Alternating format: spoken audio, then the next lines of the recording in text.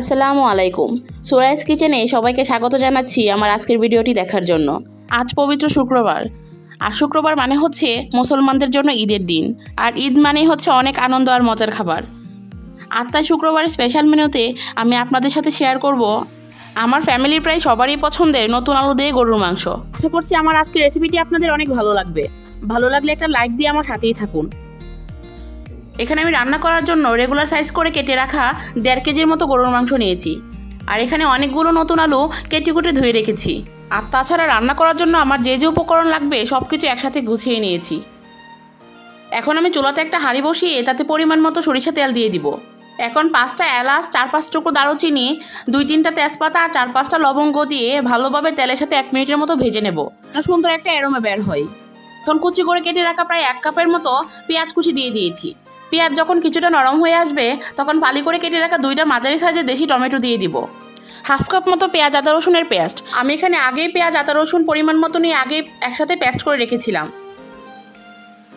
এখন 2 চামচ মরিচ গুঁড়া, 1.5 চামচ হলুদ গুঁড়া, 1.5 চামচ ধনিয়া গুঁড়া আর 2 চামচ জিরে গুঁড়া দিয়ে ভালোভাবে মিশিয়ে নিব। সামান্য পানি দিয়ে মশলাটা ভালোভাবে ঢেকে কষিয়ে নিব। মশলা ভালোভাবে কষানোর পর আমি যে মাংসটা দিয়েছিলাম সেটা কোনোভাবে স্কিপড হয়ে গিয়েছে। এখন আমি মাংসটাকেও ভালোভাবে কষিয়ে নিব। এখন আমি চুলার আঁচটাকে প্রথমে হাই ফ্লেমে রেখে 7 থেকে 10 মিনিটের মতো রান্না করে নিব। 10 মিনিট এভাবে রান্না করার পর দেখেন মাংস থেকে পানি ওঠা শুরু করে দিয়েছে। এখন ঢাকনা খুলে আবারও ভালোভাবে নেড়েচেড়ে মিশিয়ে দিব। ভালোভাবে মেশানো হয়ে গিয়েছে। এখন একটা ঢাকনা দিয়ে ঢেকে চুলার আঁচটাকে লো টু মিডিয়ামে রেখে এই পানি দিয়ে এই মাংসটাকে ভালোভাবে কষিয়ে নিব। মাঝে মাঝে ঢাকনা খুলে ভালোভাবে নেড়েচেড়ে মিশিয়ে দিব যেন নিচে লেগে না যায়। প্রায় 15 থেকে 20 মিনিট এভাবে কষানোর পর এখন ভালোভাবে কেটে ধুয়ে রাখা নতুন আলুগুলো দিয়ে দিব। আবারও নেড়েচেড়ে মিশিয়ে দিব। এখন একটা ঢাকনা দিয়ে ঢেকে আলু মাংস একসাথে ভালোভাবে কষিয়ে নিব। আলু মাংসগুলোকে একটু সময় নিয়ে ভালোভাবে কষিয়ে নিলে রান্না করার পর আলু আর মাংস দুটোই খেতে অনেক বেশি মজা হয়।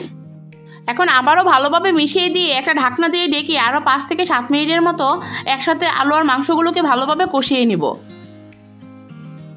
মাঝে মাঝে ঢাকনা খুলে ভালোভাবে নেড়েচেড়ে দিতে হবে, নয়তো নিচে লেগে যাবে। আর একবার নিচে লেগে গেলে মাংসের স্বাদ ও ফ্লেভার দুটোই নষ্ট হয়ে যাবে।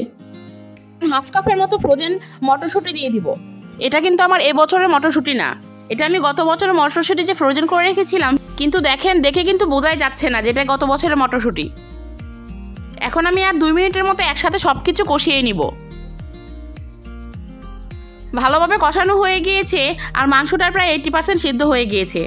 এখন এখানে আমি জলের পানি দিয়ে দিব। জলের জন্য এখানে আমি 3 কাপের মতো গরম পানি দিয়ে দিয়েছি।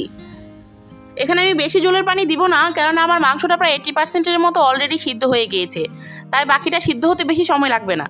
এখন একটা ঢাকনা দিয়ে ডেকে চুলার আঁচটা লো টু মিডিয়ামে রেখে 20 থেকে 25 মিনিটের মতো রান্না করে নিব। আমার আলু মাংস সব কিছু পুরোপুরি সিদ্ধ হয়ে গিয়েছে আর রান্নাটাও প্রায় হয়ে গিয়েছে। নামানোর আগে 1 চামচ ভাজা জিরে গুঁড়া আর 1/2 চামচের মতো ভাজা 5 ফোড়নের গুঁড়া দিয়ে দিব। সব কিছু ভালোভাবে মিশিয়ে দিব। এখন আর 1 থেকে 2 মিনিটের মতো রান্না করে নামিয়ে নিলেই রেডি হয়ে যাবে নতুন আলু মটরশুঁটি দিয়ে গরুর মাংস। আশা করি ভিডিওতে দেখে নিশ্চয়ই বুঝতে পারছেন যে আমার তরকারির কালারটা যে কতটা সুন্দর হয়েছে। শুধু যে কালারটা সুন্দর হয়েছে তা কিন্তু নয়, খেতেও কিন্তু অনেক মজা হয়েছে। শুক্রবারে দুপুরটা জমানোর জন্য চাইলেই কিন্তু আপনারাও বানিয়ে ফেলতে পারেন এমন নতুন আলু দিয়ে গরুর মাংসের লাল লাল ঝোল। আমার আজকের এই রেসিপিটি যদি আপনাদের ভালো লাগে তাহলে প্লিজ সাপোর্ট করে পাশে থাকবেন। আল্লাহ হাফেজ।